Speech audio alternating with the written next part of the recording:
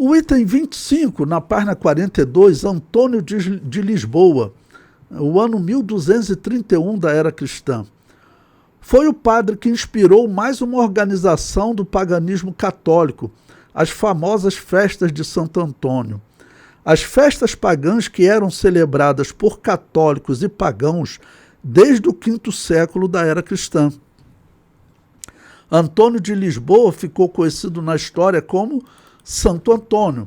Bom, eu vou colocar aí um texto, né, de um site, de um historiador, do site da BBC, um site conceituado, e ele comenta sobre aquelas festas pagãs que a Igreja Católica vai adotando essas festas para o seu culto. Como eu sempre falo com vocês, aqui no Brasil aconteceu.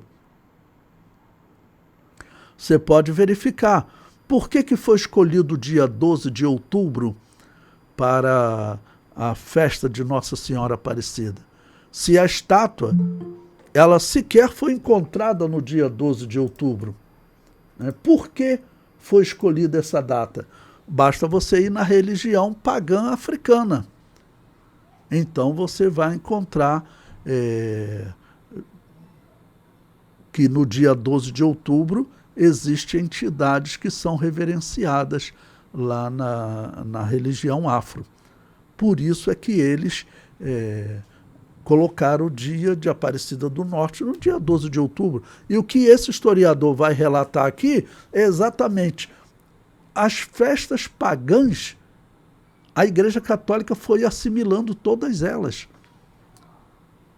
Bom, veja o que ele diz.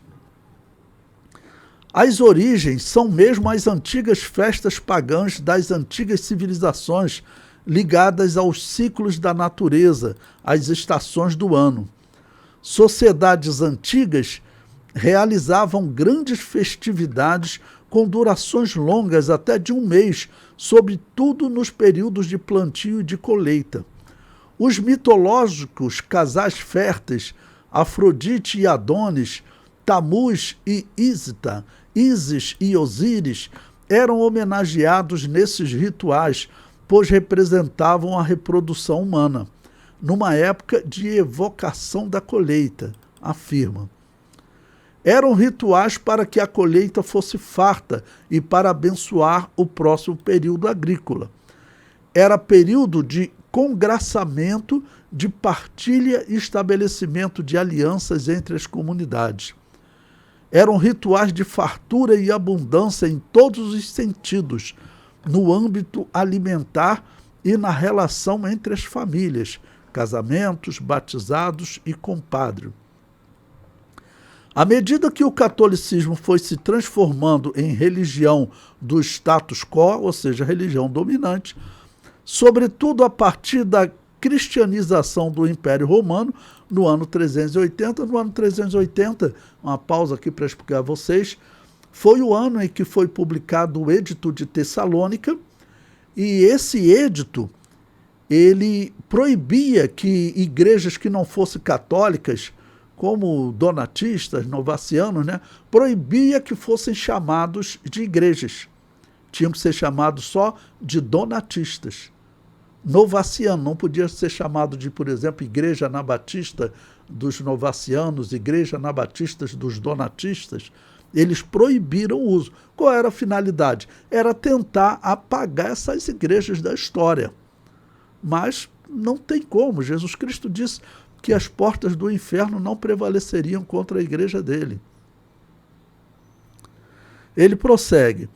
Diversos rituais tratados como pagãos acabaram sendo abraçados e apropriados pela igreja. Por quê? Esse concílio de 380, ele também atacava o paganismo.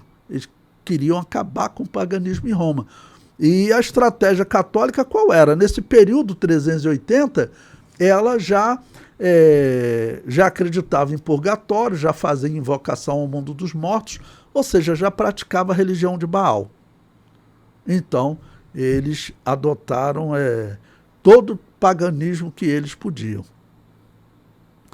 E ele prossegue. A Igreja Católica não pôde desmanchar essas práticas, reconhece Rangel. Com os rituais de primavera e verão não foi diferente. Várias dessas festividades foram adaptadas, conclui Ikeda. Ele está citando os historiadores que ele entrevistou, né? Tá bom? Então ele diz que a Igreja Católica não pôde desmanchar essas práticas. Na verdade, a Igreja Católica não queria desmanchar, ela queria adotar. Nesse período, ela já tinha adotado a festa de Tammuz no dia 25 de dezembro, né? Que era também o Sol Invicto. Todos eles, era dito que eles faziam aniversário no dia 25 de dezembro. Essa era uma festa pagã. A festa de Diana dos Efésios, eles tinham colocado toda aquela festividade Maria. Eles chamam de estratégia. Não, isso é estratégia de evangelização. Mas que estratégia é essa que adota até a prática do culto?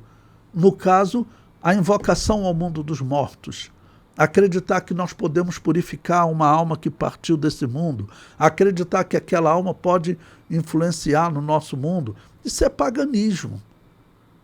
Isso é paganismo. Não? O historiador prossegue. Aos poucos passaram a ser tratadas como festa em honra aos santos juninos. Mas é importante notar que mesmo dentro do ciclo católico, esses santos estão ligados tematicamente com aquelas mesmas ideias, os mesmos princípios das festividades dessa época do ano das antigas civilizações, pontua o pesquisador, porque é verdade. O maior exemplo, eu cito para vocês, é o dia 12 de outubro. É um dia de adoração de divindades pagãs africanas. A Igreja Católica adotou. Ela vai procurar por que do dia 12 de outubro. O historiador prossegue. De modo geral, na leitura proposta por ele, Santo Antônio, né, todos os santos juninos estão ligados aos ciclos da natureza, fogo, água, fertilidade, abundância. Está aí São Pedro e a ideia de que ele é quem controla o tempo. Vejo uma relação entre eles e os antigos rituais, uma relação ainda presente. Embora a gente não perceba mais, eles têm essa ligação com os elementos fundamentais da existência humana. Comenta. Ou seja, toda aquela religião de toda e qualquer parte do mundo que você pensar. Eu citei como exemplo os africanos, mas, por exemplo, vai no México. Todo o culto dos antigos astecas lá no México, ele foi colocado na Igreja Católica. Tanto que, se você pesquisar na internet, está havendo um avivamento na religião asteca. Aonde que eles vão cultuar? Nos templos católicos. Aqui entre os incas, aqui no Peru, onde que eles vão cultuar? Nos templos católicos. Eles vão lá celebrar os mortos, fazer invocação ao mundo dos mortos. Só que a Igreja Católica apoia também essa prática.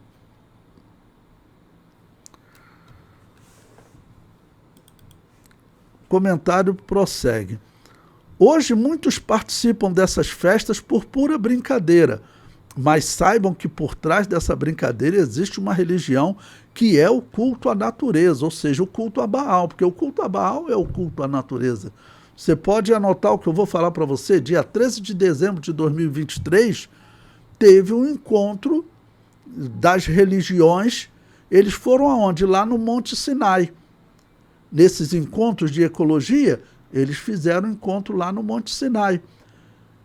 E qual foi o propósito? Né? Um culto à natureza, um pedido de perdão à natureza, uma invocação à natureza, porque eles aproveitam esse movimento de ecologia que especialistas dizem, o maior especialista do Brasil, ele é professor da PUC, ele mesmo fala, esse negócio de que o clima da Terra está para explodir, isso aí é tudo invenção.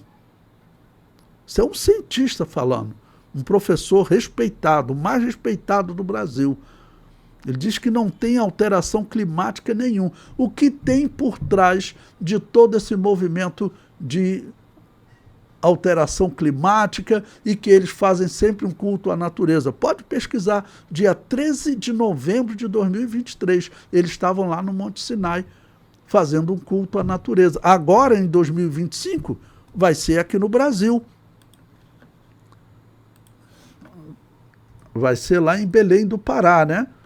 Você pesquisar na internet, você vai ver a COP, acho que é chamada COP 30, né?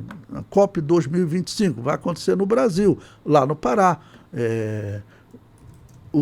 O que eles vão fazer ali? Eles vão ter toda essa história de que o clima da Terra está mudando, que nós temos que cuidar da natureza. Isso aí é tudo historinha, irmãos.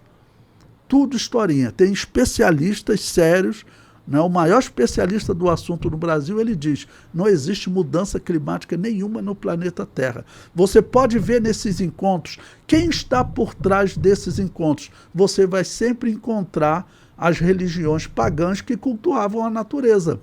A religião celta, a religião indiana, os incas, astecas, maias, africanos, todos eles vão participar. Olha, aqui no Brasil vai ser entre 10 e 21 de novembro. É chamada COP 30. Aí eles vão dizer que o mundo está para explodir, que nós temos que cuidar da natureza, né? Temos que orar pela natureza. Não é nada disso. Isso aí é tudo historinha. A finalidade qual é? É voltar com a velha religião de Baal no mundo. E é claro, a Igreja Católica está apoiando isso, né?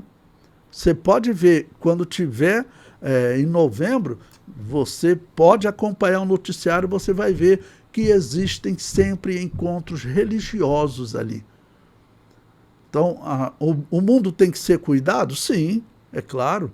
Nós temos que cuidar das florestas, porque nós precisamos de água, no topo das montanhas principalmente. Temos que cuidar do mundo, né? Porque Deus criou o mundo para que ele traga recursos para que a humanidade sobreviva. Isso é um fato, nós temos que cuidar. Mas toda essa invenção de que nós estamos com a natureza em risco, perto de explodir, chegar numa temperatura que não tem mais como voltar atrás, isso aí os maiores especialistas dizem, isso é historinha. Isso é historinha. E é historinha, uma historinha ligada a essa religião pagã antiga. É isso que está acontecendo no mundo, irmãos. Pode avaliar o que eu estou falando com vocês, pode pesquisar. Não? E quem participa dessas festas juninas de Santo Antônio, eu já vi nordestino falando que lá nas festas mesmo acontecia espiritismo, tanto que teve um pastor, ele se converteu, né? Ele falou, pastor, era uma coisa estranha, porque aqueles que participavam dos rituais mesmo andavam sobre brasas e não se queimava. Eu falei, isso é coisa do demônio. Não, eles queriam aprender alguma coisa, esperavam, sentavam debaixo de uma bananeira, esperavam, vinha um espírito para ajudá-los em alguma coisa. Que espírito é esse? Espírito bom que não é. Então, essas festas que a Igreja Católica adotou, o paganismo nela é claro e evidente. E essa é a religião de Baal. O comentário prossegue, ainda na página 43. Antônio de Lisboa fazia parte da ordem dos franciscanos, ou seja, fazia parte da ordem dos inquisidores. Eles chamavam de Inquisição contra a maldade herética. A maldade herética a que a Igreja Católica se refere são as igrejas que não aceitavam o batismo de recém-nascido. Os franciscanos chamavam a Inquisição de um dever ou ainda obrigação. Os principais inquisidores da história são Francisco de Assis, Bernardo Gui, Nicolas Eymeres e Tomás de Torquemada. Esse Tomás de Torquemada, então, foi um dos mais violentos que mais assassinou pessoas na história. Então, são todas questões para nós estarmos atentos, né?